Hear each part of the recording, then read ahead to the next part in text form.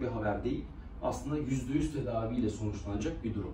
Yani sizin uyku apnesinden kurtulmanızın yolu işte bir daha bir burun ameliyatı değil, küçük dil damak ameliyatı değil. O bölgeyi ameliyat etsem bile ben sizin horlamanızın frekansı azalabilir ama apneniz geçmez.